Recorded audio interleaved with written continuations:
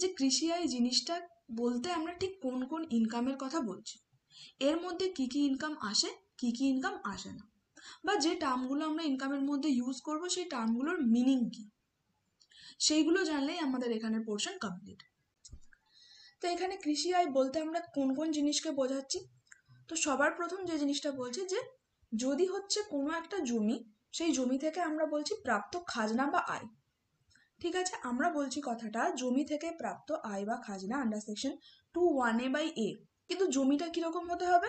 জমিটা হতে হবে যে ভারতে অবস্থিত এবং কৃষি কার্যের জন্য ব্যবহৃত।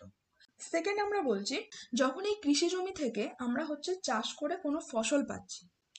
এখানে যখনই আমরা কোনো কৃষি জমির কথা বলবো তখন দুটো জিনিস মনে রাখতে হবে।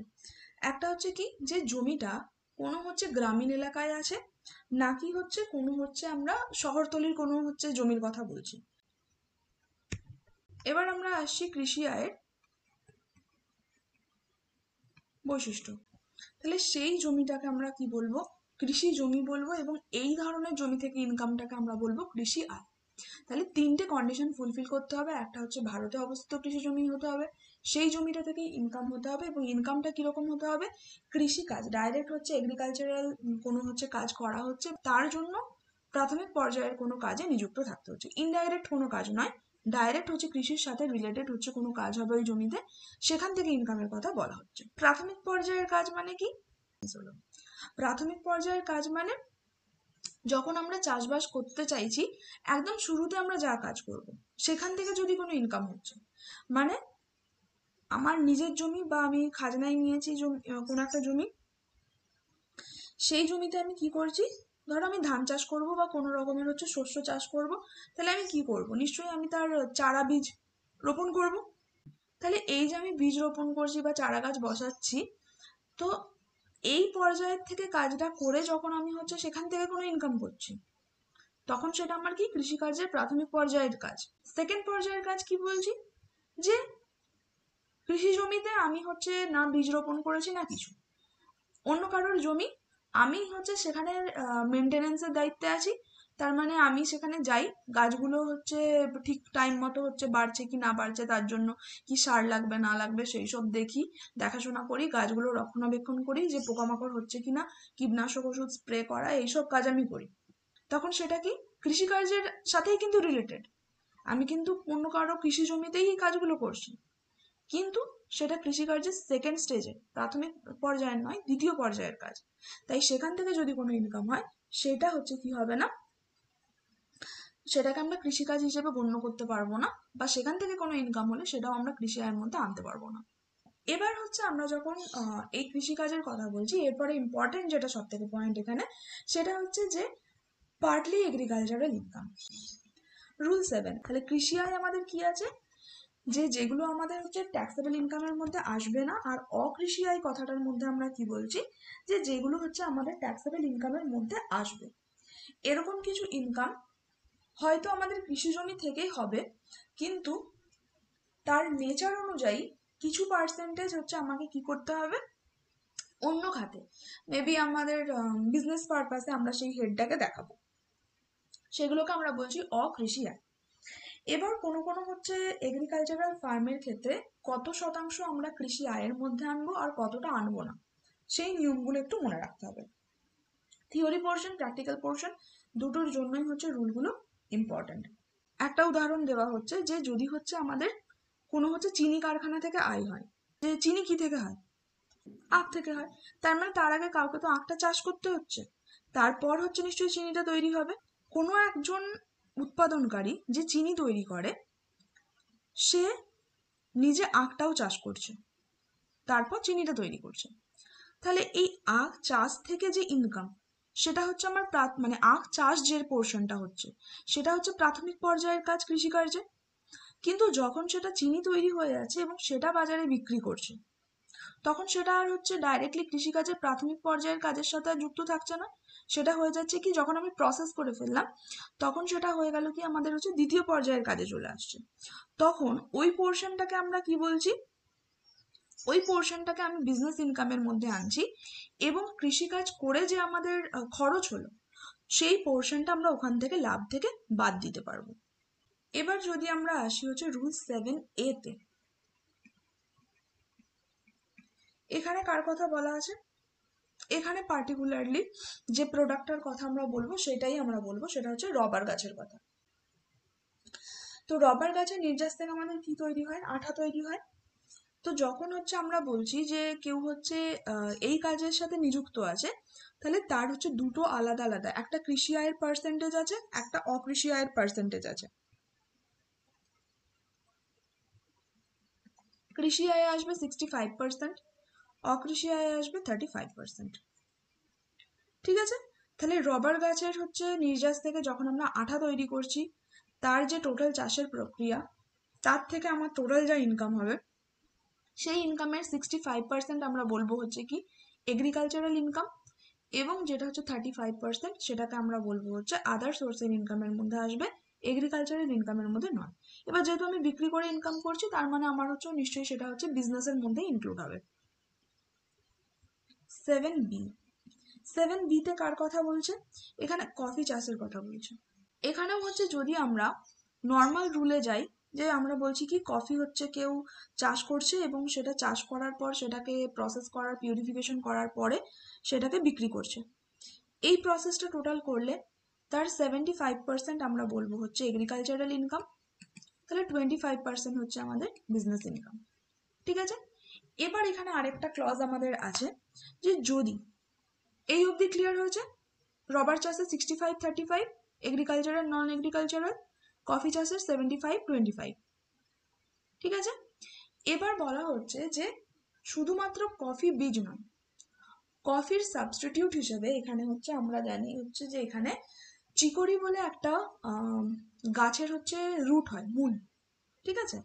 চিকরি কি? চিকরি হচ্ছে এক ধরনের গাছের মূল বা রুট। সেটাকে যদি কি করা হয়, যদি আমরা শুকনো করে গ্রাইন্ড করে যদি সেটাকে ব্যবহার করি, তাহলে তার ফ্লেভারটা অনেকটা কফির মতো হয়।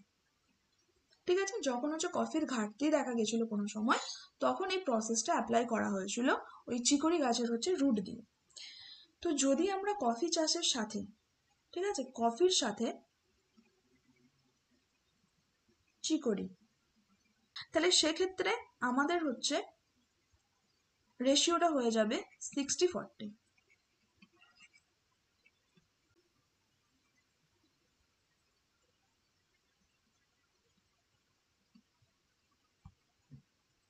তো টি প্ল্যান্টেশনের কথা যদি আমরা বলি, চা আবাদের কথা যদি আমরা বলি, এক্ষেত্রেও কি হবে? এক্ষেত্রেও রেশিও আমাদের হচ্ছে 60-40। 60% কৃষিকাজ থেকে, 40% হচ্ছে অকৃষি আয় থেকে। যে যদি এরকম আমরা করি যে আমি নিজে চা উৎপাদন করছি না, ঠিক আছে, মানে আমার নিজের হচ্ছে চা চাষের জমি নেই, আমি শুধুমাত্র যে চায়ের পাতা, র চা, সেটা আমি কারোর থেকে কিনছি, কিনে আমি প্রসেস করে বিক্রি করছি, তাহলে সেটা আমার এগ্রিকালচারাল ইনকাম হবে কি হবে না? হবে না। ঠিক আছে? কারণ আমি হচ্ছে সেকেন্ড স্টেজের কাজ করছি, আমি হচ্ছে নিজে এগ্রিকালচারাল ল্যান্ড নেই, আমি এগ্রিকালচারের সাথে প্রাথমিকভাবে যুক্ত নয়, শুধু আমি অন্য কারোর থেকে নিয়ে বিক্রি করছি, তো সেটার ক্ষেত্রে হবে না। আর যদি হচ্ছে এরকম হয়, এই চাষের সাথেই যুক্ত আছে যে আমাদের ফার্মটা হচ্ছে পার্টনারশিপ, অংশীদারি কারবার, তারা হচ্ছে এই ধরনের চা পাতা তারা চাষও করছে, টোটাল প্রসেসিং এর সাথে যুক্ত আছে, এবং তারপর হচ্ছে সেটার বিক্রি হচ্ছে, সেখান থেকে হচ্ছে ইনকাম হচ্ছে বিজনেসের হওয়ার, মানে সেই ইনকামটা থেকে অংশীদাররা কি পাবে? তাদের বেতন বা তাদের অন্যান্য যা যা কিছু ইনকাম আছে বা প্রফিট পার্সেন্টেজ, সেইগুলো পাচ্ছে। এই পর্যায়ে যদি অংশীদারদের এই ইনকামটা হয়, কি থেকে হচ্ছে?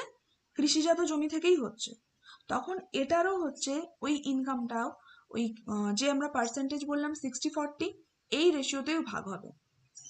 অংশীদারি কারবারের ক্ষেত্রে যখন হচ্ছে অংশীদারি কারবার ডাইরেক্টলি হচ্ছে কি থাকছে, এই চা চাষের সাথে হচ্ছে ইনভলভ থাকছে কোনো অংশীদারি কারবার, তার লাভের অংশ, বেতনের অংশ, আমরা বলছি এই 60-40 রেশিওতেই হচ্ছে ভাগ হওয়ার কথা বলছি, যে কতটা পার্সেন্টেজ তাদের বিজনেসে দেখানো হবে, কতটা পার্সেন্টেজ এগ্রিকালচারাল ইনকাম হিসেবে আসবে। বোঝা গেছে? বেসিক থিওরির পর এবার আসছি হচ্ছে কোয়েশ্চেন অ্যান্সার এখান থেকে কীরকমভাবে আসতে পারে। যদি আমরা থিওরি কোয়েশ্চেন লেখার দিকে আসি তাহলে হচ্ছে কৃষি আয়ের বৈশিষ্ট্য, তারপর আংশিকভাবে কৃষি আয়ের উদাহরণ মানে পার্টলি এগ্রিকালচারাল ইনকাম, নন এগ্রিকালচারাল ইনকাম কোনগুলো, এগুলোর এক্সাম্পলগুলো ডাইরেক্ট কোয়েশ্চেনে জিজ্ঞেস করা হতে পারে, অথবা কোয়েশ্চেন এরকম থাকতে পারে যে স্টেটমেন্ট দিয়ে দেওয়া হলো এবং সেই ইনকামটা এগ্রিকালচারাল না নন এগ্রিকালচারাল সেটা আইডেন্টিফাই করতে হবে। ঠিক আছে, তো চলো কিছু হচ্ছে এবার কোয়েশ্চেন্স দেখাচ্ছি কীরকম কোয়েশ্চেন্স হতে পারে। যেমন এখানে আছে income from sale of tobacco leaves after being dried to make it fit for sale, is it agricultural income? এটা এগ্রিকালচারাল ইনকাম কি নয়? যখন আমরা হচ্ছে তামাক গাছের পাতা শুকিয়ে সেটাকে বিক্রি করছি সেটা হচ্ছে কি হবে, কৃষি আয় বলে গণ্য হবে। কারণ বলা আছে আমাদের ক্লজে অ্যাজ পার সেকশন 2(1)(b)তে যদি আমরা কৃষিজাত ফসলকে হচ্ছে কি করি, বাজারজাত করি, তার জন্য যে প্রক্রিয়া সেখান থেকে উদ্ভূত আয় হচ্ছে আমাদের কৃষি আয়। Next, income from fisheries ₹60,000 in India, is it agricultural income? Fisheries থেকে অর্থাৎ মাছ চাষের থেকে বা মাছের ভেড়ি থেকে আয় কৃষিকাজের হচ্ছে সম্পর্কিত বা কোনো আনুষাঙ্গিক কাজ নয়, সেই কারণে এটা কৃষি আয় বলে গণ্য হবে না। Next, state with reasons which of the following incomes are agricultural in nature? প্রথম আছে remuneration received from an agricultural farm whose entire income is derived from agricultural operation। ঠিক আছে, আচ্ছা এখানে বুঝতে হবে কি যে আমাদের রেমুনারেশন পাচ্ছি আমরা, আমাদের রিসিভ যেটা হচ্ছে ইনকাম সেটা কোনো এগ্রিকালচারাল ইনকাম নয়, আমরা কি পাচ্ছি পারিশ্রমিক, তাহলে পারিশ্রমিক হচ্ছে আমাদের কৃষি আয় নয়। এখানে হচ্ছে যেহেতু সম্পর্ক কর্মচারী এবং নিয়োগকর্তা, তাহলে এখান থেকে যেটা ইনকাম পাচ্ছে রেমুনারেশন হিসেবে সেটা ইনকাম ফ্রম স্যালারিজ অর্থাৎ বেতন খাতে আয় হিসেবে করযোগ্য হবে, এগ্রিকালচারাল ইনকাম নয়। সেকেন্ড বলছি income by way of selling rice produced from paddy purchased by the assessor। এখানে হচ্ছে কি করা হচ্ছে, চাল ডাইরেক্ট উৎপাদন করা হচ্ছে না, এখানে কিভাবে করা হচ্ছে চালটা বিক্রি, ধান কেনা হচ্ছে সেখান থেকে চাল হচ্ছে উৎপাদন করে বিক্রি করা হচ্ছে, তাহলে এটা হচ্ছে ডাইরেক্টলি আমাদের হচ্ছে প্রাথমিক পর্যায়ে কৃষিজাত কাজ নয়, সেই জন্য এটা কৃষি আয় বলে বিবেচিত হবে না। নেক্সট কি, amount received by a cultivator from sale of jaggery, গুড় বিক্রি করছে converted from sugar cane raised on owned land, নিজের জমিতে হচ্ছে আখ চাষ করছে এবং সেখান থেকে যখন গুড় বিক্রয় করছে, এটা হচ্ছে আমাদের কি পার্টলি এগ্রিকালচারাল ইনকাম, আংশিকভাবে কৃষি আয়।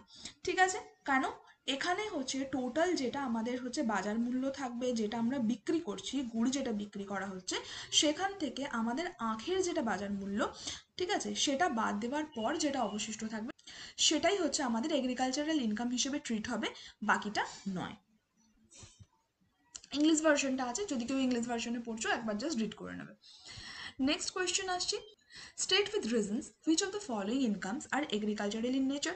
প্রথমে বলছে salary received as acting partner from the firm the entire income of which comes from agricultural operation.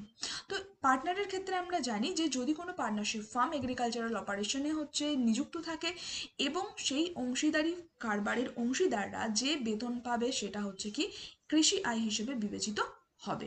ঠিক আছে, তাহলে যদি পার্টনারের স্যালারি হয় এবং পার্টনারশিপ ফার্মটা এগ্রিকালচারাল অপারেশনে নিযুক্ত থাকে সেটা এগ্রিকালচারাল ইনকাম, নর্মাল কোনো কারোর রেমুনারেশন বা স্যালারির ক্ষেত্রে এটা হবে না, শুধুমাত্র পার্টনারশিপ ফার্মে হবে।